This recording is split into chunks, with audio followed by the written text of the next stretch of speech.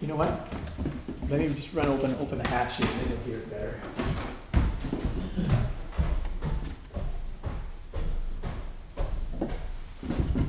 Oh, what'd you do for parking, Mike? Under the Wesley. Under the what? Oh, okay, so you're on the Wesley, yeah. Okay.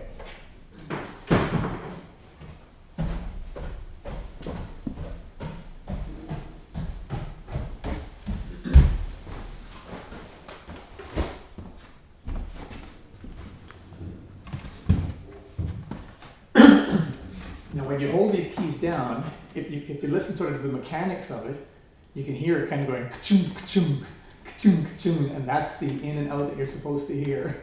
And even doing that, some of our keys sometimes do not want to pull themselves back in properly, so I'm up there all the time fixing things. But usually it's just a matter of pushing things back into place.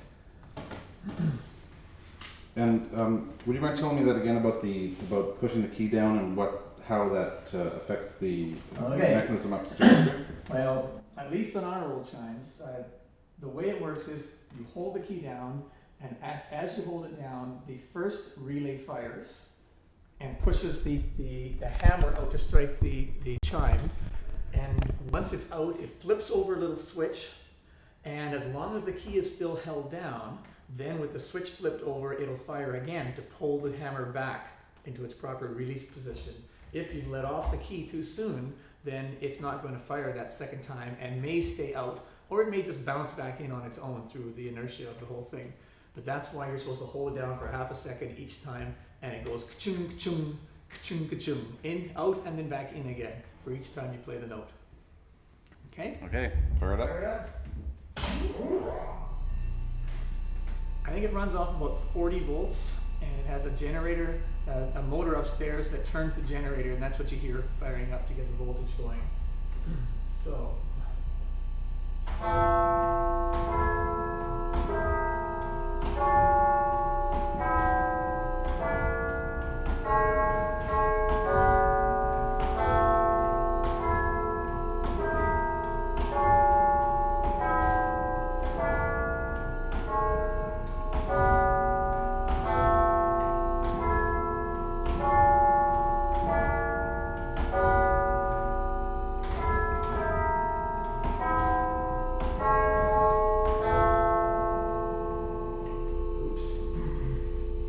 Sorry, I have to stop. Okay. The battery that I charged just decided it didn't.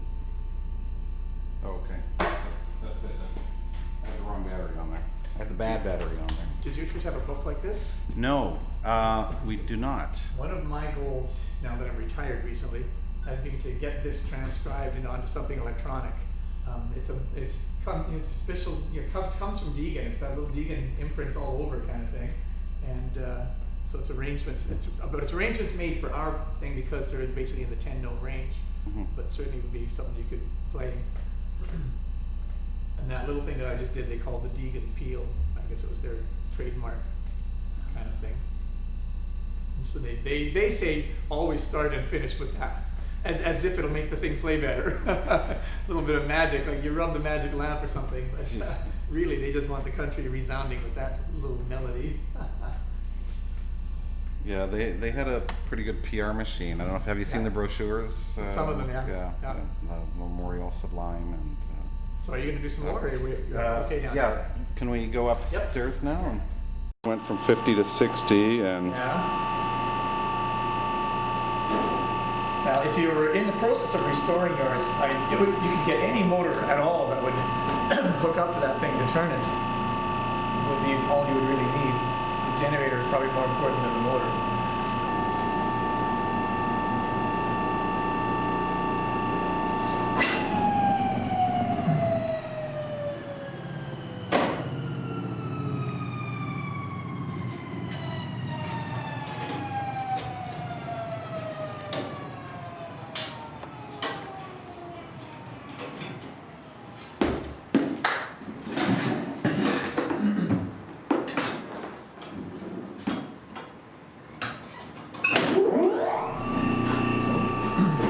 What happens is when you play the keys down below, it just goes through these relays, one for each key, and that's what fires the power upstairs.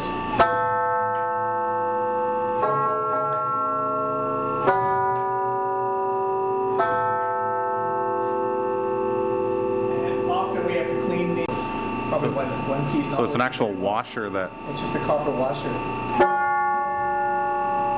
I'll have to fix that one. Our top note G is not working, so we're actually down to 9 notes. It hasn't worked. It was never restored, I guess. These were sort of restored about 20, 30 years ago in the mid-'80s for a centennial project for our church. Other various mechanical devices. This is just a big switch, a big electronic switch. I don't know if you have one of these or not. I don't think we do. It basically just funnels the power right through to there. It's the off-on kind of thing. Actually, we might have that. We might have that because I remember that, but So basically, once the power goes through it, it pulls that up there, makes these contacts, and sends the power down there. That one's just got the circuit breakers in it, fuses. There's fuses all over the place on these things.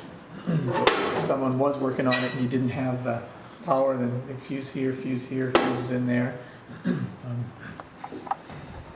And lots of little connections, all over the place where these little fine wires, a lot of these had to be replaced. Some of these have been rewound, these little coils with modern wire. But again, what you need to know is the proper resistance for those coils, and somebody can wind them. People in radio shops and things can wind them for you.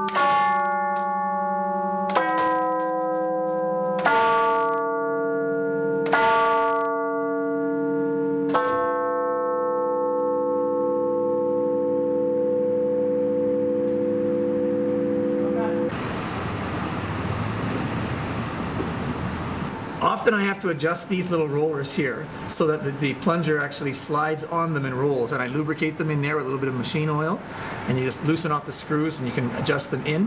What you want is a nice smooth slide here. And when it slides out, if it goes out too far, this switch sometimes gets stuck in the out position like it is now. Whoop, no it's not. I can't make it do it. And then it doesn't want to go back in. This is the switch that determines whether or not it's going to fire out or fire in. And that's why you need to hold the key downstairs. When you push it down, it comes out like this. This switch comes out this way. If the key is still held down when this switch is out in place, then it fires the reverse side, which pulls it back in again. And it comes back in like that. And that's basically the working of the whole thing. Out, flick over, fire the back relay, and then back in. So you get this. I'm going to play. And that's the one that pulls it back in. Oh, here's what I was trying to show you. It overextended itself and it can't go back in now. So that's what happens when the tube is swinging. When it swings too much. Right. Yeah. Then the plunger goes out too far. Yeah, and actually. And is it a timing thing that causes it to retract, or is it just? It's the holding. It's having when the key is held down, the contact is made. When this switch flips over, this flips the switch over, and I think the switch is actually located underneath the body there, and that fires this one, which is what pulls it back in. But now it won't pull back in. I'm gonna have to grab a screwdriver. Whoops. I saw one lying around. Yeah, it's on the other side of there. I don't know if we can reach it or not. This is what happened to me on Sunday. And it's the roller is actually sliding over a bit and getting in the way. So if I slide that roller out, and now I can flip that back over. There, like that. So this one pushes it out, and if it's out, this one pulls it back in. And it's supposed to just go in. They bounce all over the place though, so even coming back in like that, it bounces back out a ways, and sometimes they get left out partly like that, and that's when it doesn't want to play again. And this is the most common problem we have with ours, is after playing, the plunger bounces itself out to about that position, and then the next time you play it, it won't push out, because it's not inside the magnet there. Right. And so they need to be adjusted so they roll nicely, and they pull in. I will sometimes oil them in the back there, put a few drops of oil. There's an oil hole in there so that it rolls a lot more smoothly.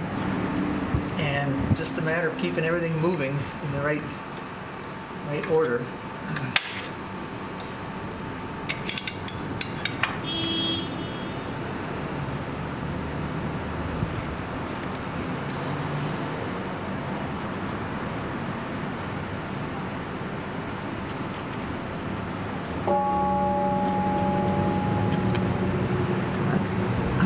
Pretty much all there is to it. I think on some of ours we've had these coils rewound, but not on all of them. Occasionally these fingers break of the copper, so these have been remade from a piece of copper and then just cut and folded over and soldered.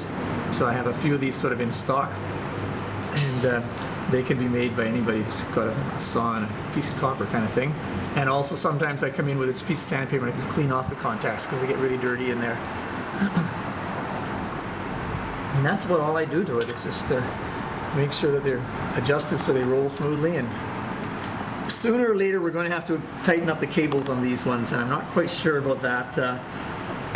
I was talking to Gord, the guy that used to work on these, and he was talking about maybe using some kind of a come-along to actually lift up the pressure off of the cable off of the chime down at the bottom, so that it can come up, and then we loosen off in here and we pull it through, I guess.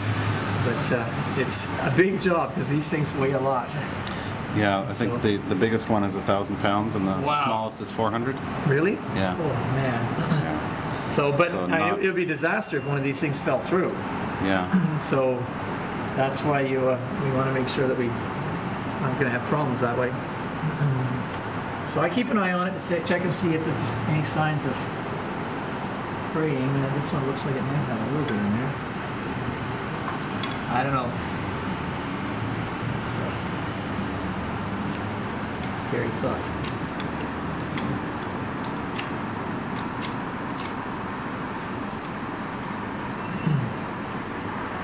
But in the meantime, we just use them.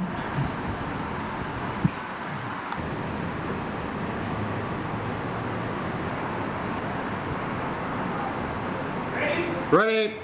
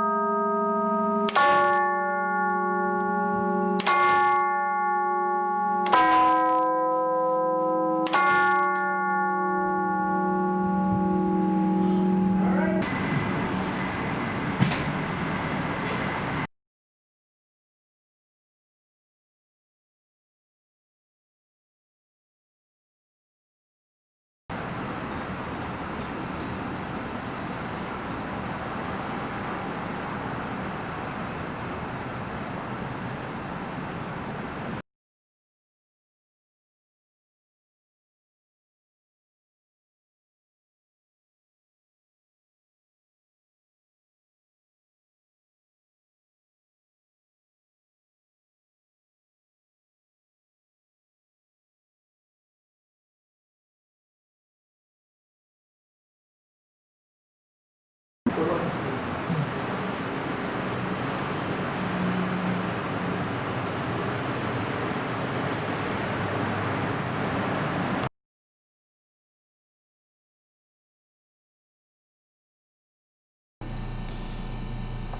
Anytime now.